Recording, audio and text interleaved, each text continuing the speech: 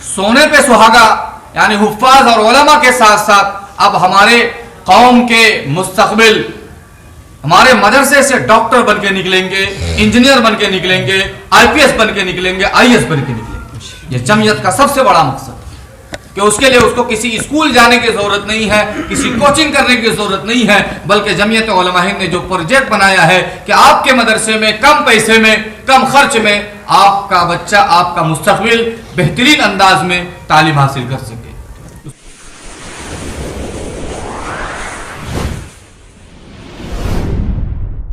دعوت امن میڈیا۔ آپ حضرات کا تہہ دل سے شکر گزار ہوں کہ آپ لوگوں نے اپنا قیمتی وقت جمعیت کے نام کیا۔ آج کی یہ میٹنگ جس میں ہم اور آپ شریک ہیں، انومنڈل استر پہ ایک تنظیم بنانے کا پروگرام ہے تاکہ وہ بلاک استر پہ کام کر سکے۔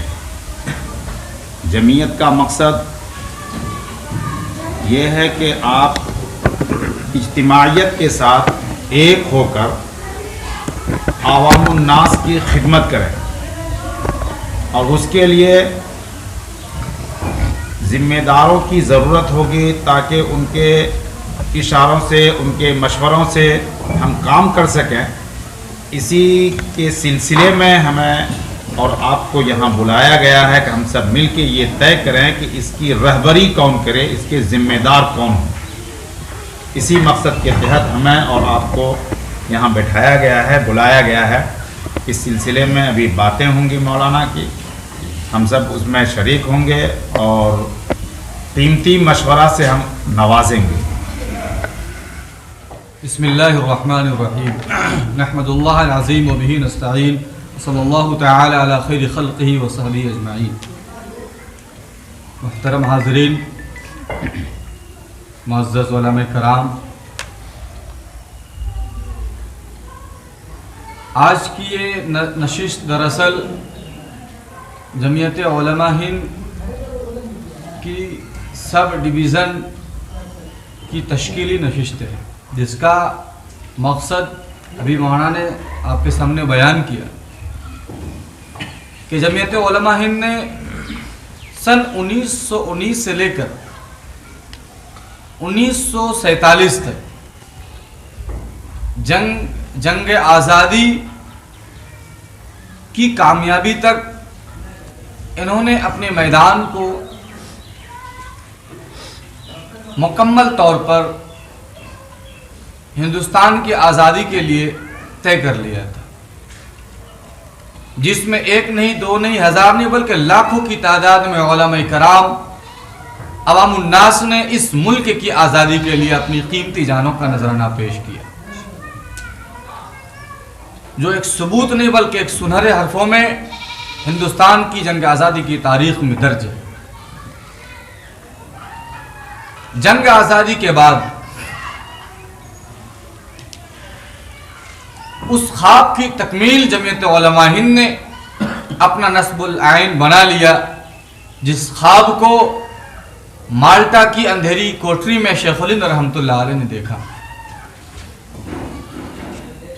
یعنی تعلیمی میدان ہو، سماج کی تعمیر ہو، فلاح و بہبود ہو، ان تمام سرگرمیوں کو جمعیت علماء ہند نے اوڑھنا بچھوڑنا بنا لیا کہ ہمارا ملک آزاد ہو چکا ہے، لیکن ہمارے اس آزاد ملک میں ہماری اپنی مذہبی شناخت، مذہبی آزادی اسی وقت قائم رہ سکتی ہے جب کہ ہم تعلیم یافتہ ہوں۔ تعلیم جو انسان کا سب سے بڑا زیور ہے۔ ہم اور آپ جانتے ہیں کہ جب اللہ تعالیٰ نے سیدنا آدم علیہ السلام کو بنانے کا ارادہ کیا تو فرشتوں کے درمیان کہا کہ میں ایک ایسی چیز بنانے جا رہا ہوں، میں زمین پر اپنا خلیفہ بنانے جا رہا ہوں۔ تو فرشتوں نے وہاں پہ اعتراض کیا یا کچھ سوالات کیے، تو سوال کے جواب میں اللہ تعالیٰ نے وَعَلَّمَ آدَمَ الْأَسْمَاءَ كُلَّهَا، تو وہاں سے یہ پتہ چلتا ہے کہ انسان کی تکمیل اسی وقت ہوتی ہے جب کہ اس کو علم سے مزین کیا جائے. اور علم وہ ہے جو اللہ کی جانب رہنمائی کرے, اللہ کے حقوق کو پہچانے. علم وہ ہے کہ جس کے ذریعے ہم معرفت الہی کو حاصل کر سکیں. علم وہ ہے جو خالق اور مالک کی پہچان کر سکے. تو دینی تعلیم کا ایک بہترین پروجیکٹ اکابرین علماء امت جمعیت علماء ہند کے ساتھ ساتھ ہندوستان کی ملکی سطح کی متعدد تنظیموں نے پورے ہندوستان میں مدارس اور مکاتب کا ایک ایسا منظم جال بچھایا. دینی تعلیم سے آراستہ کرنے کی غرض سے اور ہمارا دین, ہمارا اسلام ہماری نسلوں تک پوری ایمانداری کے ساتھ صحیح سالم کیسے پہنچے اس کی فکر کی. اس کے ساتھ ساتھ آفات ارضی ہو یا سماوی, طوفان ہو یا سیلاب, جہاں کہیں بھی اس طرح کی پریشانیاں دشواریاں آئی, جمعیت علماء ہند نے سرکار سے پہلے مدد لے کر پہنچنے کا ایک مقام حاصل کیا.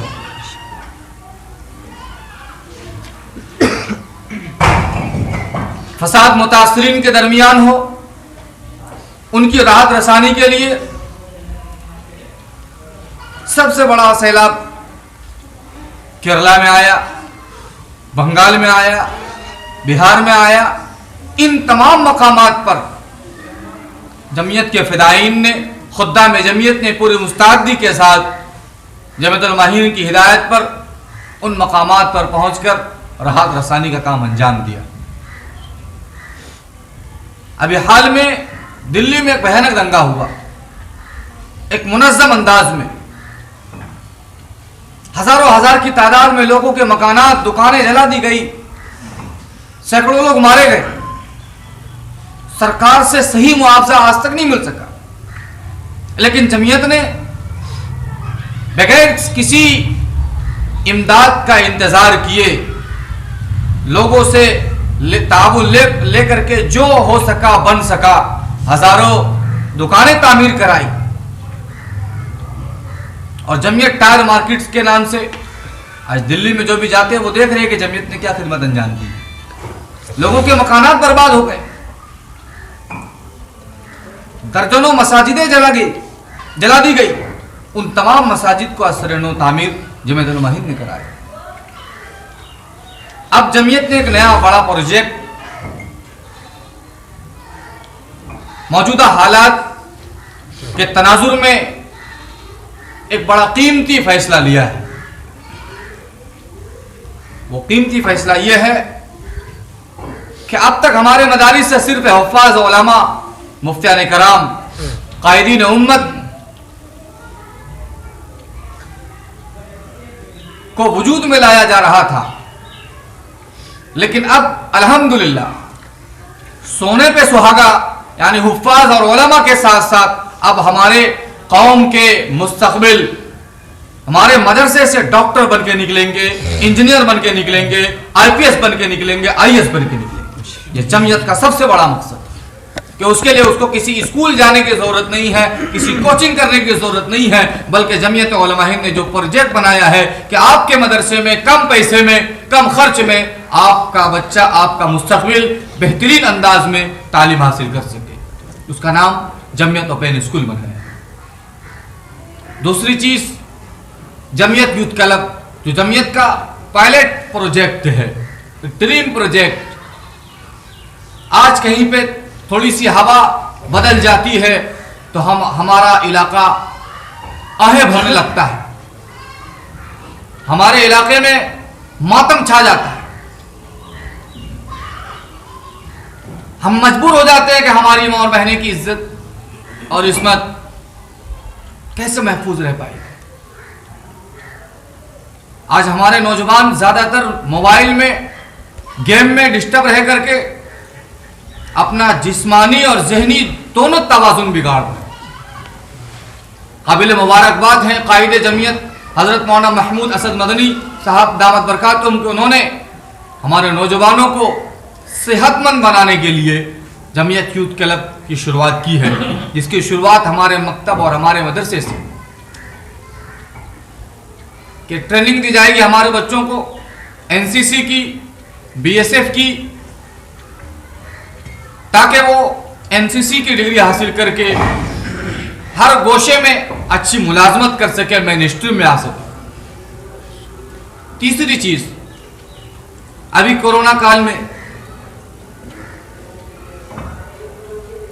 مذہبی منافرت پھیلائی گئی،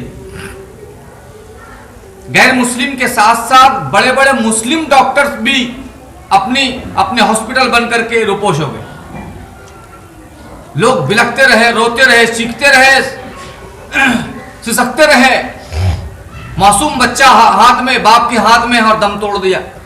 علاج کے نہ ہونے کی بنیاد پہ تو جمعیت علماء ہند نے یہ کوشش کی ہے، شروعات کی ہے کہ ہم ایک ہر ضلع میں